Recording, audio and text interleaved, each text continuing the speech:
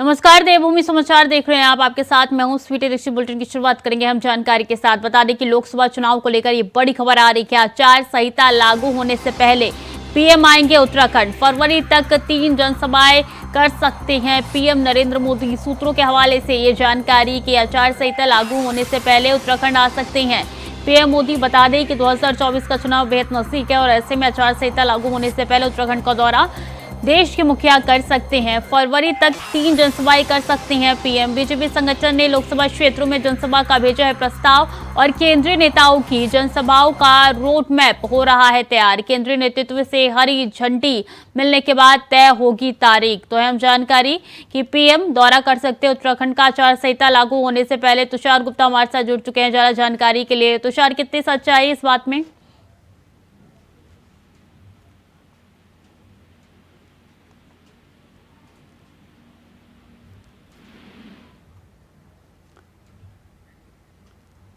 दोबारा जोड़ने की कोशिश करेंगे तुषार को। तो बता दें कि बीजेपी संगठन ने जनसभा का प्रस्ताव भेजा है और कहा यह जा रहा है फरवरी तक 3 से 4 सभाएं कर सकते हैं पीएम नरेंद्र मोदी उत्तराखंड में। आचार संहिता लागू होने से पहले वो उत्तराखंड का दौरा कर सकते हैं। सूत्रों के हवाले से ये जानकारी 3 से 4 ऐसी जनसभाएं हैं जो कि उत्तराखंड में देवभूमि में पीएम द्वारा की जा सकती है। चूंकि लोकसभा का चुनाव है और ऐसे में उत्तराखंड का दौरा पीएम कर सकते हैं। तुषार एक बार फिर से हमारे साथ जुड़ चुके हैं। तुषार, क्या ये सच है कि पीएम मोदी आएंगे उत्तराखंड और वहां पे दौरा करेंगे? 3 से 4 दौरे जनसभाएं होने जा रही हैं।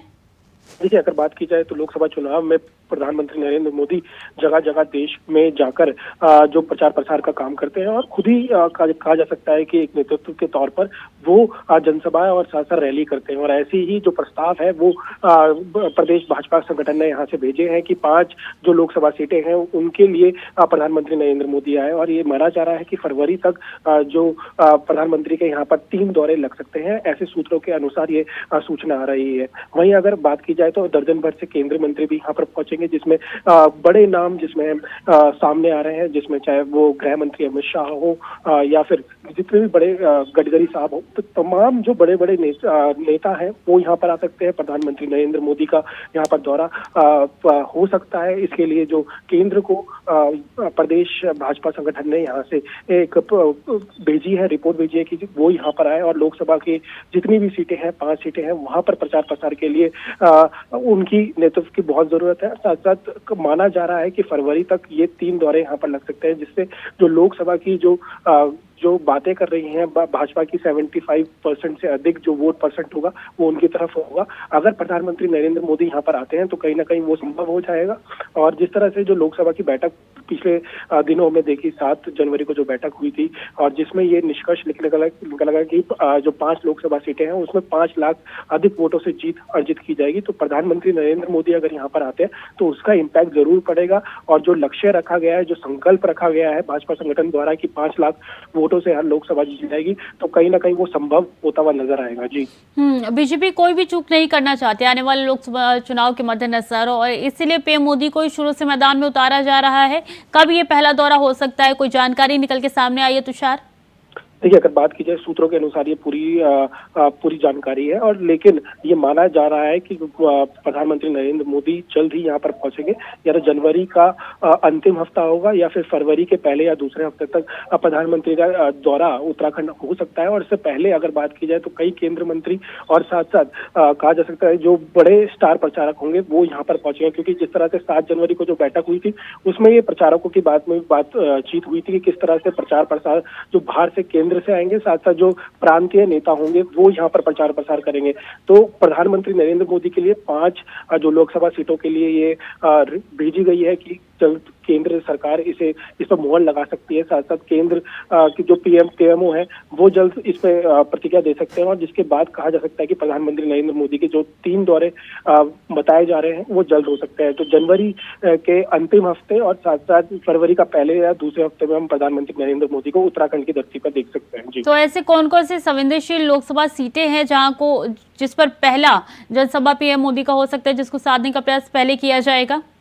देखिए, पौड़ी गढ़वाल की सीट है वो बहुत महत्वपूर्ण है। हरिद्वार की सीट इस बार हॉटस्पॉट पे रखी गई है, क्योंकि इस बार माना जा रहा है कि कांग्रेस के पूर्व मुख्यमंत्री हरीश रावत वहां से लड़ सकते हैं, साथ साथ पूर्व कैबिनेट मंत्री हरक सिंह रावत भी वहां से टाल सकते हैं। दो बड़े नेता हैं और ऐसे इनका इम्पैक्ट भी बहुत है। तो ऐसे में हरिद्वार का एक कहा जा सकती है जनसभा प्रस्तावित हो सकती है। साथ साथ देहरादून क्योंकि राजधानी है और पौड़ी गढ़वाल सीट में आती है, ऐसे में बहुत जरूरी है कि देहरादून जो राजधानी है यहाँ से इम्पैक्ट भेजा जाए। साथ साथ एक दौरा हम मान सकते हैं जो कुमाऊं क्षेत्र है उत्तराखंड का, वहां पर देखने को मिल सकती है। ऐसे में ये 3 रीजन कहा जा सकता है बहुत इंपॉर्टेंट है। और ऐसे में प्रधानमंत्री नरेंद्र मोदी भी जानते हैं कि जो नैनीताल उधम सिंह नगर की सीट है, साथ साथ हरिद्वार की सीट है और साथ साथ पौड़ी गढ़वाल की, ये 3 जो सीटें बहुत महत्वपूर्ण है। और जिस तरह से प्रधानमंत्री नरेंद्र मोदी का भी कहना है और साथ साथ भाजपा संगठन का कि इस बार 400 के पार भाजपा जाएगी, तो कहीं ना कहीं जो उत्तराखंड की 5 सीट लोकसभा सीटें हैं बहुत जीतनी बहुत मुश्किल है अगर ये 400 पार का लक्ष्य जीतना है। जी क्या गृह मंत्री का भी दौरा हो सकता है और बड़े बड़े नेताओं का दौरा क्या देवभूमि में हो सकता है? क्या रोड मैप लेके चल रही है बीजेपी?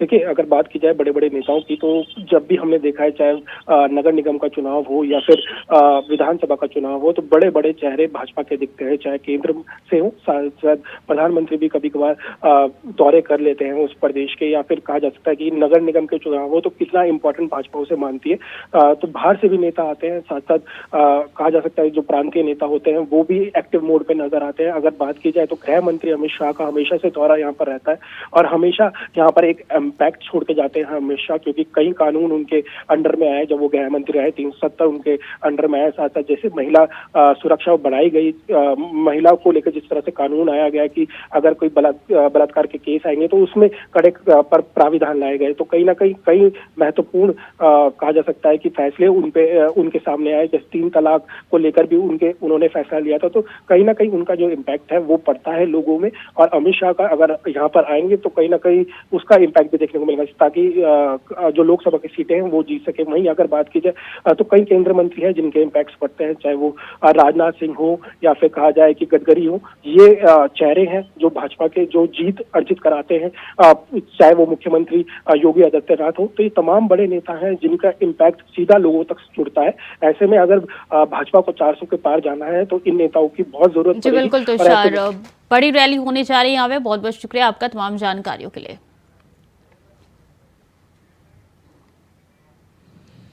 और मुख्यमंत्री पुष्कर सिंह धामी ने ऋषिकेश के चिला रेंज में हुई वाहन दुर्घटना में दुख जताया है। वन विभाग के 4 रेंजरों की मौत पर गहरा दुख व्यक्त किया गया है। उन्होंने वाहन दुर्घटना में मारे गए लोगों की आत्मा की शांति और शोकाकुल परिवारजनों को धैर्य रखने की ईश्वर से प्रार्थना की है। साथ ही उन्होंने घायलों के शीघ्र स्वस्थ होने की कामना भी की है।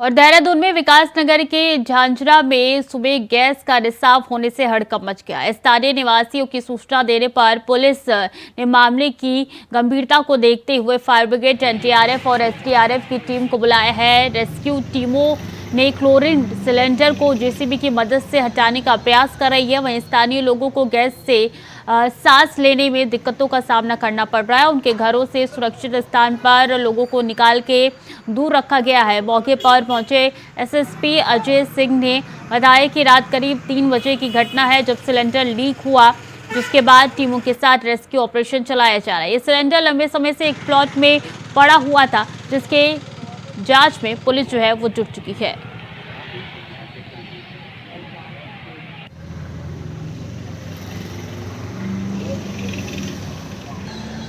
में झाझरा पड़ता है, यहाँ पर एक प्लॉट में गैस रिसाव की सूचना प्राप्त हुई थी रात्रि 3 बजे। तो चूंकि पहले जब पुलिसकर्मी यहाँ पहुँचे तो पता चला कि सांस लेने में कोई दिक्कत हो रही है। इसमें हमारे फायर के और एनडीआरएफ की जो है यूनिट को बुलाया गया और इन्होंने जब मास्क वगैरह पहन के चेक किया तो ये फ्लोरीन के सिलेंडर काफ़ी लगता है पुराने रखे हुए प्लॉट में और इनमें रिसाव हुआ है। अब किन परिस्थितियों में यहाँ रखे गए थे, कब से रखे गए, जाँच का विषय है, लेकिन आसपास के लोगों को खाली करा दिया गया मकान। देखिए, यहाँ पे क्लोरीन गैस रिसाव की सूचना आई थी, उसके रिस्पॉन्स में सभी लोग यहाँ पर मौजूद हैं। एसडीआरएफ भी है, फायर सर्विस भी है और जिला पुलिस से भी सभी लोग यहाँ पर हैं। और उसी क्रम में यहाँ पर जो भी यहाँ से आपसी उससे जानकारी करने के बाद क्लोरीन गैस को न्यूट्रलाइज करने के लिए जो भी कार्रवाई की गई है वो कर दी गई है। लोगों को आसपास चेतावनी दे दी गई है और उनको यहाँ से खाली करा दिया गया है ताकि किसी को। ज्यादा जानकारी के लिए अभी केंद्र हमारे साथ जुड़ चुके हैं। अभी क्या अपडेट है, कितना काम हो पाया है, क्या सिलेंडर को मिट्टी के अंदर दबा दिया गया है? ये कह सकते हैं कि इस पूरी घटना पर अब जाके सफलता यहाँ पर मिली है। एसडीआरएफ पुलिस और एसडीआरएफ की जो टीमें वहाँ पर मौजूद थी, उनकी तरफ से जो प्रयास वहाँ पर किए गए थे, फायर की टीमें वहाँ पर मौजूद थी, उनकी तरफ से संयुक्त प्रयासों के बाद इस बड़ी घटना को आगे बढ़ने से यहाँ पर रोक दिया गया। जिन गैस सिलेंडरों से क्लोरीन गैस रिसाव हो रही थी उन सभी को एक तालाब के अंदर ये दबा दिया गया। ऊपर से उनके पूरी मिट्टी यहाँ पर डाल दी गई है और अब इसके बाद की जो पुलिस की जो कार्रवाई है वो कार्रवाई यहाँ पर शुरू कर दी गई है। ये नहीं, जो इस प्लॉट के जो मालिक थे आगरा निवासी राजीव गुप्ता, उनको यहाँ पर देहरादून बुला लिया गया। उनके खिलाफ पुलिस कार्रवाई शुरू कर दी गई है। पूरे मामले की जो तफ्तीश है उस तफ्तीश यहाँ पर की जा रही है कि कब से ये गैस यहाँ पर रखे थे, इसके संरक्षण को लेकर या जो व्यवस्था वहाँ पर होनी चाहिए थी, सुरक्षा के जो मानक वहाँ पर पूरे चाहिए थे, वो क्यों नहीं अपनाए गए और क्या कुछ इस मामले पर जो अब तक की जो खामियां रही है उन सब चीजों को लेकर अब जांच शुरू कर दी गई। इसके अलावा इस पूरे मामले पर जो 2 लोग अभी उस समय वहाँ पर मौजूद थे, जो तत्काल जो घटना की उन्होंने जानकारी वहाँ पर दी, उन लोगों को, दोनों लोगों को अस्पताल में, जो प्रेमनगर अस्पताल है वहां पर उनको भर्ती करा दिया गया है, जहां पर उनका स्वास्थ्य परीक्षण वहां पर किया जा रहा है, क्योंकि क्लोरीन गैस के रिसाव के चलते उन्हें कुछ वहां पर स्वास्थ्य संबंधी परेशानियां उत्पन्न होने लगी थी, जिसके चलते ये निर्णय वहां पर लिया गया। लेकिन इतना जरूर कहा जा सकता है कि ये जहां पर ये घटना घटी है, जो प्लॉट था उस प्लॉट को वाटर प्लांट के लिए वहां पर संरक्षित किया गया था। वाटर प्लांट के नाम पर उस प्लॉट को खरीदने का काम वहां पर हुआ था। वहां पर पानी का तालाब बनाया जाना था जो नहीं बन पाया और लंबे समय से ये 7 गैस सिलेंडर वहां पर रखे गए थे, जिसमें से 2 गैस सिलेंडरों की तरफ से रिसाव वहां पर होना शुरू हो गया था। ये तो गनीमत रही कि पुलिस ने अपनी सजगता के चलते स्थानीय जनता की जो सूचना थी उसके आधार पर अपनी त्वरित कार्रवाई वहां पर करी और उसके बाद अब जाकर इस बड़ी घटना को यहाँ पर रोकने का अंजाम यहाँ पर पाया है। लेकिन इतना जरूर कहा जा सकता है कि पुलिस की अगली जो कार्रवाई होगी वो इस प्लॉट के जो मालिक हैं राजीव गुप्ता, उनको यहाँ पर बुलाने के बाद उनके खिलाफ एफआईआर करने का काम शुरू कर दिया गया। तो क्या पूछताछ जारी है उनसे, कुछ निकल के सामने आ पाया है? कब से ये रखा गया था? बिल्कुल, अभी ये कह सकते हैं कि जो ये प्लॉट के मालिक है राजीव गुप्ता, उनको आगरा से बुलाया गया है। अभी वो देहरादून पहुंचे नहीं है, लेकिन जो आसपास के जो समय जो वहाँ पर जो स्थानीय जो लोग वहाँ मौजूद है, उन लोगों से पुलिस की तरफ से पूरी जांच यहाँ पर की जा रही है, उनसे पूरी पूछताछ वहाँ पर की जा रही है और जो खामियां वहाँ पर रही है उन खामियों को रखने का काम पुलिस की तरफ से वहाँ पर किया जा रहा है। क्योंकि ये समझा जा सकता है कि अगर ये घटना दिन के किसी और समय में होती तो शायद बड़ी और दुर्घटना यहाँ पर घट सकती थी। क्योंकि घटना सुबह 3 बजे के करीब है, यानी देर रात्रि की ये घटना है। ऐसे में वहां पर कोई आवागमन का ज्यादा कोई उचित साधन था, ना ही लोग अपने घरों से बाहर निकले हुए थे। अगर इस समय दिन की घटना होती तो फिर जो दुर्घटना होती है उसका बड़ा व्यापक असर यहाँ पर देखने को मिलता, लोगों को जान और माल दोनों का नुकसान यहाँ पर हो सकता था। यही वजह है कि पुलिस की तरफ से उन सब चीजों को देखते हुए जो प्लॉट के जो मालिक हैं राजीव गुप्ता, उनके खिलाफ कानूनी कार्रवाई करने का निर्णय यहाँ पर लिया गया। जी अभी ये बताइए कि कितने घर इससे प्रभावित हुए हैं? बिल्कुल, ये कह सकते हैं कि आसपास का लगभग जो 500 मीटर का जो दायरा था वो पूरा प्रभावित होता हुआ नजर आ था। लोगों को एहतियातन, यानी जो उसके पास की जो बस्ती थी, जो आवासीय जो क्षेत्र था, वहां से लोगों को हटाने का काम सुरक्षित कर लिया गया था। उन लोगों को सुरक्षित स्थानों पर ले जाने का काम किया जा रहा था। साथ ही आसपास के जो लोग थे उन लोगों से भी वहां पर गुजारिश की जा रही थी कि इस समय अगर उन्हें कोई भी परेशानी स्वास्थ्य संबंधी नजर आती, जैसे आंखों में जलन होना, चक्कर आना या फिर दूसरे जो क्लोरीन गैस के जो साइड इफेक्ट होते हैं, अगर वो वहां पर नजर आते तो उसका त्वरित उनका स्वास्थ्य परीक्षण वहां पर किया जा रहा था। लोगों से कहा जा रहा था कि वो कम से कम अपने घरों से बाहर ना निकले, क्योंकि इस समय जो घटना घटी है उसमें बचने का सिर्फ एक ही मात्र उपाय है कि ज्यादा से ज्यादा सावधानी उसमें बरती जाए। जैसे ही पुलिस ने अपना सावधानीपूर्ण कह सकते हैं कि सुरक्षा रवैया अपनाना शुरू किया, लोगों ने भी उसका पूरा सपोर्ट वहां पर किया, अपना समर्थन वहां पर किया और एक बड़ी दुर्घटना होने से यहाँ पर बच पाई। यानी समय रहते जो त्वरित कार्रवाई उसके चलते बड़ी घटना नहीं घट पाई। लेकिन इतना जरूर कहा जा सकता है कि इसमें जो स्थानीय जो एजेंसियां वहां पर रही है, जो सुरक्षा की जो एजेंसियां जिनके कंधों पर जिम्मेदारी होती है, उनकी भी तरफ से कुछ खामियां यहाँ पर देखने को मिली। क्योंकि अगर किसी प्लॉट पे लंबे समय तक गैस सिलेंडर खाली रखे हुए पाए जाते हैं या ऐसे वहां पर पड़े हुए, तो उसको लेकर जांच वहां पर होनी चाहिए थी, पूछताछ होनी चाहिए थी, जो समय रहते हुए वहां पर नहीं हो पाया। ये वजह रही कि छोटी छोटी गलतियों के बड़ी दुर्घटनाएं वहां पर हुई है। जी ठीक है, बहुत बहुत धन्यवाद आपका तमाम जानकारियों के लिए। और देश में होने वाले लोकसभा चुनाव को लेकर सभी पार्टियों ने अपनी कमर कस ली है। जहां उत्तराखंड में लगातार बीजेपी की बैठकों का दौर चालू है, तो वहीं अब कांग्रेस ने 5 लोकसभा सीटों पर अपने क्षेत्रवार कोऑर्डिनेटरों की नियुक्ति की है। कांग्रेस ने टेहरी से मंत्री प्रसाद मैथानी, पौड़ी गढ़वाल से विक्रम नेगी, अल्मोड़ा संसदीय सीट पर डॉक्टर जीत सिंह, नैनीताल और उधम सिंह नगर सीट पर गोविंद सिंह कुंजवाल और हरिद्वार संसदीय क्षेत्र से गणेश गोदयाल को कोऑर्डिनेटर नियुक्त किया है। बीजेपी के प्रदेश प्रवक्ता वीरेंद्र बिष्ट ने कहा है कि कांग्रेस अब चुनावी मोड में दिखाई दे रही है। इससे पहले उसकी कोई भी संगठनात्मक गतिविधियां नहीं दिखाई दे रही थी। भारतीय जनता पार्टी लोकसभा चुनाव को लेकर बहुत तैयारी के साथ में लगी हुई है। हम सबसे मजबूत और प्रभावशाली दल के रूप में काम कर रहे हैं। बूथ स्तर पर हमारे कार्यकर्ता लगातार संपर्क और संवाद कर रहे हैं। जहां तक कांग्रेस पार्टी का सवाल है, कांग्रेस अब चुनावी मोड में दिखाई दे रही है। इससे पहले कहीं भी उसका संगठनात्मक रूप से कोई गतिविधियां नहीं दिखाई दे रही थी। अब मालूम चला है कि उन्होंने लोकसभा में अपने 5 पर्यवेक्षक नियुक्त किए हैं। ठीक है, संगठनात्मक दृष्टि से ये काम सभी को करने होते हैं। कांग्रेस अब कर रही है। बहुत अनुभवी लोग हैं, बहुत ही मुझे लगता है नुकीले लोग हैं जो धार देने का काम करेंगे संगठन को। और लोकसभा चुनाव में प्रदेश कांग्रेस कमेटी बहुत इससे लाभान्वित होगी। बहुत एक्सपीरियंस लोगों को हमारे प्रभारी लोकसभा के नियुक्त करने पर मैं आला कमान का भी हृदय से धन्यवाद और आभार व्यक्त करना चाहती हूँ। और खबर देहरादून से है, जहां पूर्व विधायक कुंवर प्रणव सिंह चैंपियन को पूर्व प्रदेश अध्यक्ष मदन कौशिक के खिलाफ मीडिया में बयानबाजी करना महंगा पड़ गया है। अनुशासनहीनता के चलते पार्टी ने कुंवर प्रणव सिंह को नोटिस भेजा है। साथ ही 7 दिन के अंदर मांगा है जवाब, हो सकती है बड़ी कार्रवाई।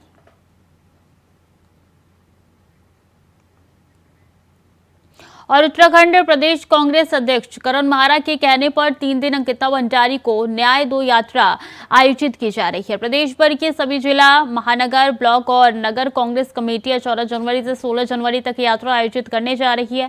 आपको बता दें कि कांग्रेस पार्टी के वरिष्ठ नेता और अखिल भारतीय कांग्रेस कमेटी के पूर्व राष्ट्रीय अध्यक्ष राहुल गांधी भारत जोड़ो यात्रा की अपार सफलता के बाद 14 जनवरी से मणिपुर की राजधानी इम्फाल से महाराष्ट्र तक भारत जोड़ो न्याय यात्रा का शुभारंभ करने जा रहे हैं। बीजेपी के प्रदेश प्रवक्ता वीरेंद्र बिष्ट ने कहा है कि कांग्रेस पार्टी अपना खोया हुआ जनाधार पाने के लिए अंकिता हत्याकांड के नाम पर राजनीति कर रही है। मामला न्यायालय में है और अपराधी जेल में है। कांग्रेस लोगों को भी गुमराह कर रही है। अंकिता हत्याकांड के नाम पर कांग्रेस अपनी राजनीतिक रोटियां सेक रही है।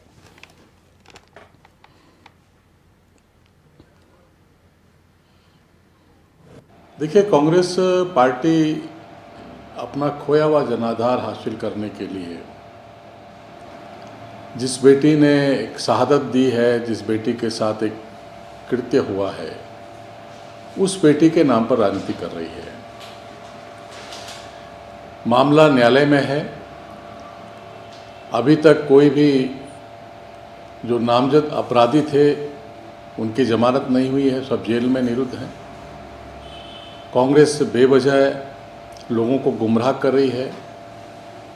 कांग्रेस के पास कोई मुद्दा नहीं है और उस बिटिया के नाम पर अपनी राजनीति रोटियां सेक रही है। जो राहुल गांधी जी की भारत जोड़ो यात्रा है, हम उत्तराखंड में उसको समर्थन करते हुए, अंकिता को समर्पित करते हुए 3 दिन यात्राएं निकलेंगी, जो हर ब्लॉक मुख्यालय पे, हर विधानसभा में और हर जिला मुख्यालय पे हमारे कांग्रेस के नेताओं की लीडरशिप में निकलेगी। और अंकिता को न्याय की लड़ाई को हम आगे लड़ेंगे। जो उसके पिता ने आरोप लगाए हैं, निश्चित ही वो बहुत ही गंभीर है। और आज ये सबसे बड़ी चिंता का विषय है, चाहे वो प्रधानमंत्री की संसदीय क्षेत्र हो, वहां महिलाओं के ऊपर उत्पीड़न का जो एक गंभीर मामला है, आप सबने देखा चाहे वो सीएम के अपने विधानसभा में केस आया और इनका मंडल अध्यक्ष उसमें पकड़ा गया एक माइनर का बलात्कार करते हुए, ये सारे विषय ऐसे हैं जिसमें बीजेपी को सामने आके बात रखनी चाहिए और अपनी नैतिक बल दिखाना चाहिए। खबर देहरादून से, जहां पूरे देश में इन दिनों राम मंदिर की प्राण प्रतिष्ठा कार्यक्रम में जाने की धूम मची हुई है। वहीं कांग्रेस की तरफ से इस मामले को लेकर बीजेपी पर राजनीति करने का आरोप लगाया जा रहा है। कांग्रेस प्रदेश अध्यक्ष करण माहरा की माने तो बीजेपी उन्हें क्या निमंत्रण देगी, राम तो उनके दिल में बसते हैं। कांग्रेस प्रदेश अध्यक्ष ने आगे कहा है कि बीजेपी की राजनीति का सबसे बड़ा उदाहरण राम मंदिर का ये कार्यक्रम है, क्योंकि जिसने सबसे पहले राम मंदिर पर लगा हुआ ताला खोला, उस गांधी परिवार को कोई निमंत्रण नहीं मिला। सनातन धर्म के सबसे बड़े गुरु से परमिशन नहीं ली। आदि गुरु शंकराचार्य ने एक पद्धति दी कि 4 मठ होंगे पूरे देश में, उसमें 4 शंकराचार्य होंगे और वो शंकराचार्य जी सनातन धर्म के संबंधित कानून बनाएंगे और स्थितियों के हिसाब से चलने का आह्वान करेंगे। इस पूरे घटनाक्रम में चारों शंकराचार्य जी ने इस उद्घाटन का विरोध किया। उन्होंने अलग अलग शब्दों में उसकी व्याख्या भी किया। उन्होंने कहा ये गलत हो रहा है। नेताओं को ले जाने के लिए तो ट्रेन लग रही है, ताली बजाने वालों को ले जाने के लिए हेलीकॉप्टर की, चॉपर की, जहाज की व्यवस्था की जा रही है, ट्रेनों की व्यवस्था की जा रही है, बसों की व्यवस्था की जा रही है और आदि गुरु शंकराचार्य, पूरी के शंकराचार्य को निमंत्रण भेजा जा रहा है कि अपने साथ एक आदमी को लेके आओ। उत्तरकाशी में नशे के विरुद्ध पुलिस की जंग उदयन के अंतर्गत उत्तरकाशी पुलिस द्वारा नशे के सौदागरों को पकड़कर सलाखों के पीछे पहुंचाया जा रहा है। इसी क्रम में पुलिस उपाधीक्षक प्रशांत कुमार ने निर्देश पर प्रभारी एसओजी प्रकाश राणा और थानाध्यक्ष मूरी मोहन कठैत के नेतृत्व में जयवीर सिंह राणा नामक व्यक्ति को अवैध चरस के साथ गिरफ्तार किया गया है। बता दें कि पुलिस ने आरोपी के पास से 3 किलो से ज्यादा अवैध नशीला पदार्थ बरामद किया है। इस दौरान पुलिस ने आरोपी पर मामला दर्ज कर आगे की कार्रवाई शुरू कर दी है। माननीय मुख्यमंत्री जी के ड्रग फ्री देवभूमि मिशन 2025 और उत्तरकाशी पुलिस की जो नशे के खिलाफ मुहिम चल रही है उदयन, इसी के क्रम को आगे बढ़ाते हुए कल रात्रि में उत्तरकाशी पुलिस की मोरी थाने ने और एसओजी की संयुक्त टीम ने एक चरस तस्कर को गिरफ्तार किया गया है, जिसका नाम जयवीर सिंह राणा बताया जा रहा है और ये मोरी का ही रहने वाला है। जब इसकी तलाशी ली गई तो इसके कब्जे से 3 किलो 4 ग्राम चरस बरामद की गई है। और खबर रुड़की से है, जहां टोडा कल्याणपुर गांव में घुसा है गुलदार ने घरों में घुसकर कई मवेशियों को अपना निवाला बनाया है। गुलदार के हमले के कारण जंगलों में जाने से घबरा रहे हैं ग्रामीण। सूरज ढलते ही गांव की गलियों में सन्नाटा पसर जाता है। गांव वाले घरों में दुपक कर रहने को मजबूर हो गए हैं। गुलदार अब तक कई ग्रामीणों के मवेशियों को अपना निवाला बना चुका है। ग्रामीणों ने पत्र लिखकर वन विभाग से गुलदार को पकड़ने की मांग की है। सीसीटीवी में गुलदार जो है वो कैद हो चुका है।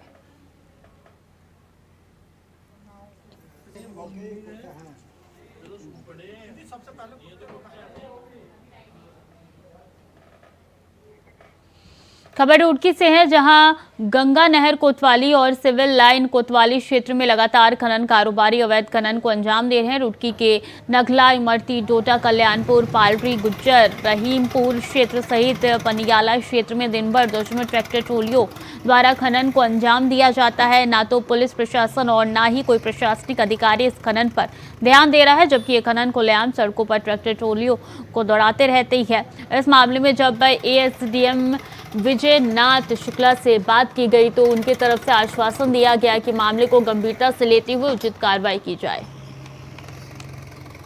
समय समय पर अवैध खनन के खिलाफ कार्रवाई की जाती रही है और भविष्य में भी आपके द्वारा जो घटना संज्ञान में लाई गई है उस पर दंडात्मक कार्रवाई की जाएगी। देखिए, ये कहना गलत है, कोई कार्रवाई नहीं हुई है। पूर्व में कार्रवाई की गई है और हम लगातार जो अवैध खनन के मामले मेरे पास आए हैं उनमें दंडात्मक कार्रवाई के लिए जिलाधिकारी महोदय को प्रेषित भी किया गया है। चूँकि ये मसला पूरा संज्ञान में आया है, इस पर कार्रवाई निश्चित रूप से दंडात्मक कार्रवाई। नई खबरें लगातार जारी है, देखते रहें इंडिया वॉइस।